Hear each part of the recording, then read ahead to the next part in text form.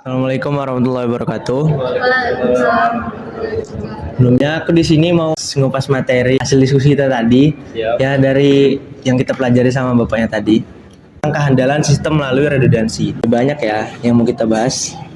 Yang pertama tuh ada bug, kesalahan, kode redundansi, terus definisi mirroring, replika, dan duplikasi serta sistem dan studi kasusnya. Oke, pertama tuh adalah bug.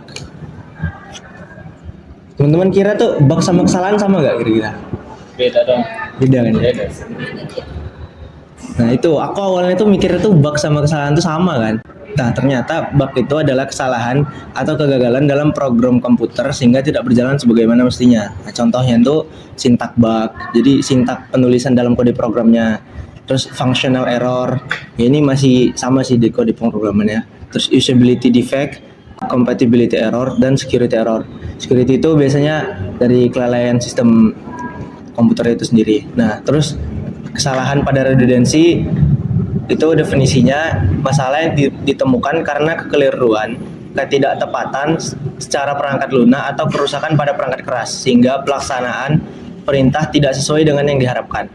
Itu definisi secara istilah. Nah, maksudnya itu apa? Langsung aja kita ke contohnya. Nah, contohnya itu biasanya kesalahan dalam pengetikan typo. Itu kan berarti human error kan. Nah, tadi kalau bug tadi itu error dari sistemnya. Biasanya kalau error dari sistem itu hasilnya output yang keluar tuh error 404 biasanya. Kayak misalnya kita web nggak ketemu gitu kan. Nah, kalau yang human error tuh ya contohnya kesalahan dalam pengetipan atau typo, kegagalan pada konfigurasi jaringan. Misalnya kita salah konfigurasi IP, itu nanti gagal nggak nyambung internet kayak gitu. Terus hang pada komputer atau overhead. Biasanya tuh kalau nggak kuat laptopnya, misalnya laptopnya speknya nggak terlalu gaming, terus dipakai gaming berat itu kan bisa nge-blue screen kan, hang, itu overhead sampai panas banget. Terus sistem file error, korup. Ini misalnya kita install gitu kan, tapi ada step yang kelewat atau korup. Nah itu kan kita mikirnya itu bug kan, karena nggak jalan. Itu sebenarnya itu bukan bug, itu karena ya kitanya lupa jadi file korup. Terus hard drive failure itu kalau tadi sistem file error berarti secara software kan, secara pengetikan. Nah ini kalau hard drive berarti ya hard drive-nya, perangkat kerasnya yang kita lupa naruh misalnya. Contoh kecilnya misalnya kita mau pakai mouse wireless, kan harus ada chip kayak gini kan. Nah itu kalau misalnya kita lupa tiba-tiba pakai aja, loh kok nggak bisa. Nah, itu kan contoh hard drive failure kayak gitu. Tadi udah aku jelasin ya perbedaan bug dan kesalahan itu. Ya pertama tadi kalau bug kesalahan pada kode program.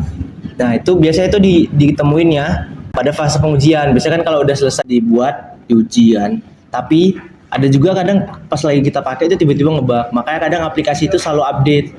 Ada masa update-nya itu buat memperbaiki bug. Sebenarnya itu tujuannya, tujuan dasarnya. Nah kalau kesalahan tadi ya mengoperasikan program lah, kesalahan dalam alur logika lah, gitu. Terus, nah ini kita udah bahas redundansi.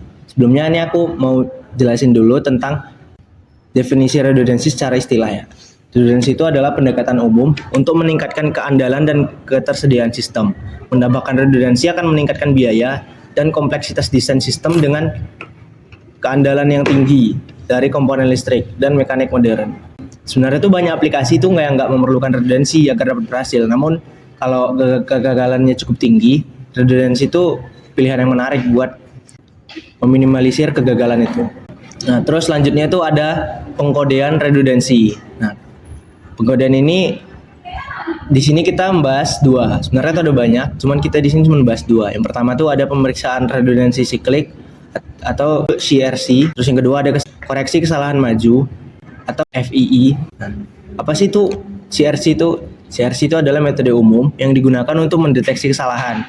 Berbasis pada pembagian biner, CRC itu berfungsi dengan menambahkan beberapa bit rendunan pada akhir data dan membaginya dengan pembagi yang ditentukan. Lalu untuk FEE, teknik ini tuh digunakan untuk mengendalikan kesalahan dalam transmisi data melalui saluran. Pengirim itu mengkodekan data menggunakan kode koreksi kesalahan atau ECC sebelum transmisi, sehingga informasi tambahan atau redundansi ditambahkan oleh kode ini untuk digunakan oleh penerima untuk memulihkan data asli. Nah, masuk selanjutnya definisi mirroring dan replika. Mirroring itu adalah proses penggandaan data yang dilakukan dalam sekali waktu. Nah, replika itu proses penduplikasian infrastruktur database beserta semua data yang ada di dalamnya secara menyeluruh. Nah, kalau duplikasi itu merupakan kondisi di mana suatu atribut tersebut memiliki dua atau lebih nilai yang sama. Hanya saja pada data rangkap apabila nilai tersebut dihapus, tidak akan ada informasi yang hilang. Dengan kata lain, data dirangkap merupakan data duplikasi yang tidak perlu terjadi. Nah, ada persamaan nih antara mirroring dan replika. Mirroring tadi kan tuh proses penggandaan data yang dilakukan dalam sekali waktu, di mana tuh setiap data yang ada dalam database, data yang ada di dalam database perusahaan tuh digandakan secara identik dengan data yang aslinya. Nah, persamaannya itu redundan dengan dua metode yang digunakan untuk meningkatkan keamanan dan ketersediaan data dalam sistem database. Meskipun keduanya itu memiliki tujuan yang sama untuk menggandakan data kan. Nah, tapi perbedaan utama antara replikasi dan mirroring itu terletak pada cara menggandakan datanya dan lokasi penyimpanan hasil duplikatnya. Tapi intinya tuh mirroring, replika sama duplikasi itu ya untuk penggandaan data. Karena kan replika duplikasi gitu, mirror diganda. Nah, dalam beberapa kasus tuh replikasi dan mirroring itu digunakan secara bersamaan untuk meningkatkan keamanan dan ketersediaan data. Nah, ada nih digunain waktu untuk bagian keamanan sama main data gitu. Misalnya dalam konfigurasi SQL Server nih biasanya yang baru aku tahu tuh buat server web biasanya pakai SQL. Nah, itu mirroring itu digunain untuk menggandakan data antara server utama dan server replika. Kayak ini nggak sih yang dulu dikasih tahu Pak Sumarsono yang dia bilang server Win ada dua, satu di PT PID, satunya di Batam. Nah, mungkin kayak gitu. Konsepnya tuh mungkin kayak gitu.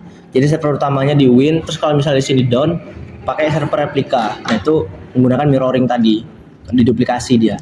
Sehingga jika server utama itu mengalami kegagalan, replika server dapat menggantikan fungsi tersebut. Nah, jadi gitu. Jadi fungsi itu sebagai backup gitulah. Itu menggunakan mirroring tadi, konsep mirroring.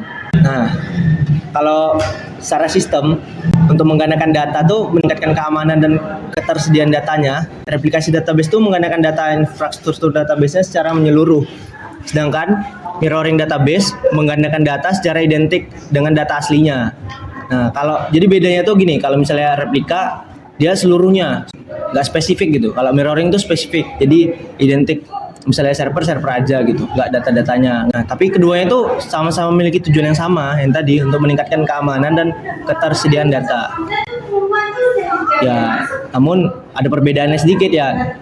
Seperti kita tahu, walaupun tujuannya sama, pasti memiliki cara sendiri-sendiri kan. Nah, itu caranya tuh mereka yang berbeda tuh cara penggandaan data dan lokasi penyimpanan hasil duplikatnya itu yang buat berbeda. Karena memakai aplikasi yang berbeda dalam konteks redundan itu sendiri. Oke, terima kasih. Mungkin itu aja yang sepemahaman aku dalam diskusi kita tadi. Terima kasih. Assalamualaikum warahmatullahi wabarakatuh.